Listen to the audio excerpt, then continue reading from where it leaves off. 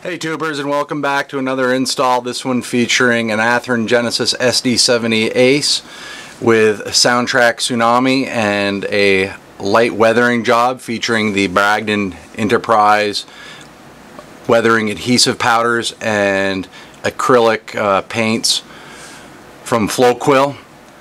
And this locomotive, smooth runner. I've done a number of the same locomotives with UP scheme, and I had the good fortune in the latter part of my career working with CSX to be running these types of locomotives, primarily hauling coal drags out of Columbus towards Chicago or Toledo, and just really a phenomenal locomotive to be running as a prototype. Super smooth out on the rails, and this model doesn't disappoint either.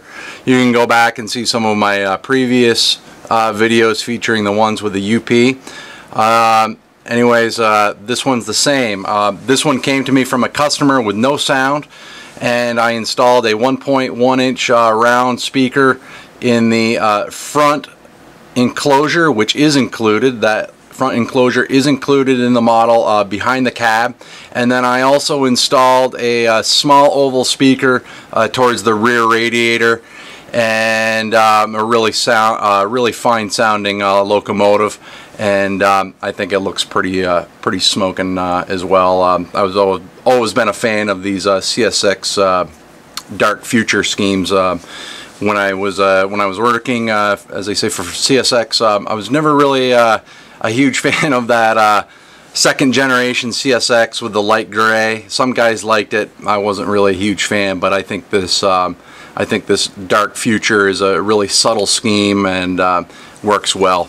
Anyways, I'll give it a little spin here on my turntable, and you can see it's just a light weathering. I use some of the Bragdon Enterprise up on top to just kind of darken down that yellowish orange paint for the CSX, and then underneath I used a lighter acrylic paint to kind of bring out the details around the fuel tank, the trucks, and air reservoir tanks.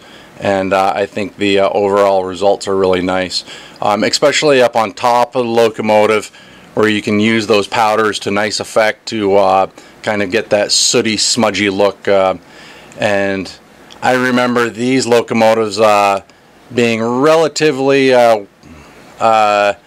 weathered even within a few months of use, especially in coal service.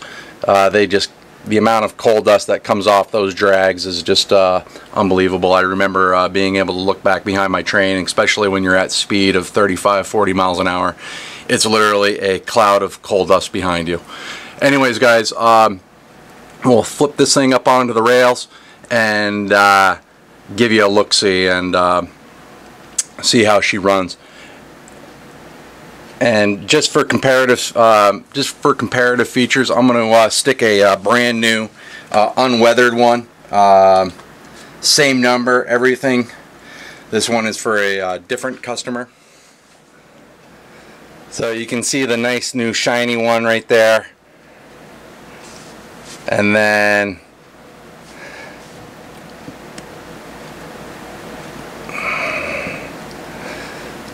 over here, kind of a comparative of the difference once you get these things weathered up. And as I say, you can really tell the difference as far as that weathering being able to bring out the details underneath of the locomotive. And if you go back on those prototype photos, you know, either YouTube or RailServe, RailNet, you can see the amount of dust that and dirt that these locomotives pick up, and it really does show off the undercar detail. Anyways, guys, we'll flip it up on the rail, and here we go. Hey guys, so back with you, and I've got the 4837 on the rails, ready to go. And just one thing too, well, I remember during the weathering process, don't forget to go back and do the locomotive wheels with a very muted color. I usually use like a combination of Flowquill or PollyScale mud and dirt. It's just a very subtle tone, and it hides, takes the shine off the wheels and also blends in well with the underbody of the locomotive once it's weathered up. So I'll fire it up and check out the lights, move it back and forth, and hope you guys enjoy.